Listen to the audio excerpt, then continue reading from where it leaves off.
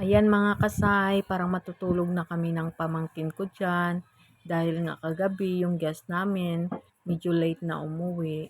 Ang guest pala namin mga kasay sa ngayon ay mga wedding coordinator at mga photographer, mga decorator, yon yung mga guest namin kagabi. So, at ayan, uwi na pala yung isa naming guest na galing Bacolod.